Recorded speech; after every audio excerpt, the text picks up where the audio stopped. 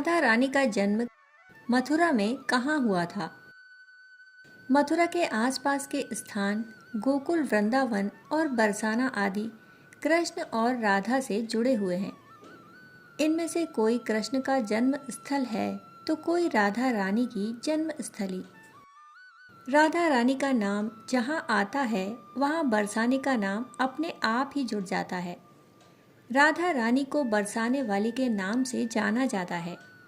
पर क्या आपको पता है कि उनका जन्म स्थान कहाँ है और राधा रानी कहाँ और कैसे जन्मी? आइए जानते हैं राधा रानी के गांव का नाम। ब्रज में राधा और कृष्ण का नाम एक साथ लिया जाता है। कृष्ण और राधा ने अनेकों लीलाएं एक साथ की।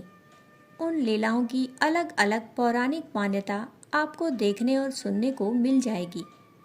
भगवान श्री कृष्ण मथुरा में जन्मे तो राधा रानी के जन्म को लेकर कई दावे किए गए। राधा रानी बरसाने के नाम से जानी तो जाती हैं, पर बहुत कम लोग उनका सही जन्म स्थान जानते हैं। मान्यता है कि मथुरा से 50 किलोमीटर दूर रावल गांव में राधा जी का जन्म हुआ था। यहाँ करीब 5000 साल पहले यमुना बहती थी। शास्त्रों के अनुसार कृति जी यमुना में स्नान करते समय पुत्र की कामना करती थी। एक दिन पूजा करते समय यमुना से कमल का फूल प्रकट हुआ। उस फूल से रोशनी निकल रही थी और वह सोने की तरह चमक रहा था। जब कृति जी ने पास जाकर देखा तो कमल का फूल पूरी तरह से खिल गया। उस कमल पुष्प के अंदर एक नन्ही सी बच्ची थी जिसके नेत्र बंद थे। कीर्ति माँ को कोई संतान न होने के कारण उन्होंने उस कन्या को अपनी संतान के रूप में स्वीकार कर लिया।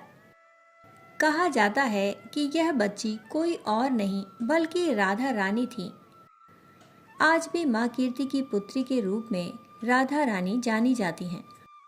शास्त्रों के अनुसार राधा जी के नेत्र जन्म से लेकर करीब 11 महीने तक बंद रहे। वहीं दूसरी तरफ मथुरा में कंस के कारागार में भगवान श्री कृष्ण का जन्म हुआ। रातों रात उन्हें गोकुल में नंद बाबा के घर पहुंचाया गया। कंस के डर से उस वक्त कृष्ण का जन्मोत्सव नहीं मनाया गया। 11 महीने बाद नंद बाबा ने सभी जगह संदेश भेजा और कृष्ण का जन्म उत्सव मनाया गया। गोकुल के राजा वृषभान जी भी बधाई लेकर गोकुल पहुंचे। उनकी गोद में राधा रानी भी थीं।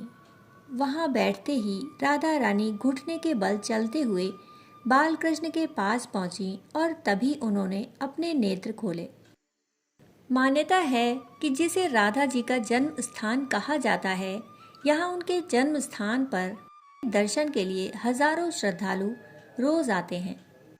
जिस कुंड और कमल पुष्प से राधा रानी का जन्म हुआ उसका साक्षी कमल कुंड आज भी बना हुआ है। अब उस जगह पर मंदिर का गर्भगृह है। इस कुंड का जीर्णोद्धार कर लोगों के लिए खोला गया ताकि लोग इस कमल कुंड के दर्शन कर राधा जी के जन्म के बारे में जान सकें। इस कमल कुंड में आज भी हजारों कमल के फूल खिले हैं। यहाँ आने पर लोगों को द्वापर युग की अनुभूति होती है। यहाँ आने वाले व्यक्ति को आनंद की प्राप्ति होती है। सभी चिंताएं यहाँ आने पर दूर हो जाती हैं।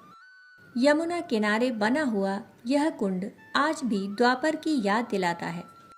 हर कोई यहाँ आकर राधामय हो जाता है। राधामय होने के साथ साथ वह अपनी भक्ति में राधा नाम जप कर अपनी सुध बुध खो बैठता है। दोस्तों, कहानी सुनने के लिए आप सभी का बहुत बहुत आभार। फिर मिलते हैं ऐसी ही अनोखी कहानी के साथ। तब तक के लिए धन्यवाद।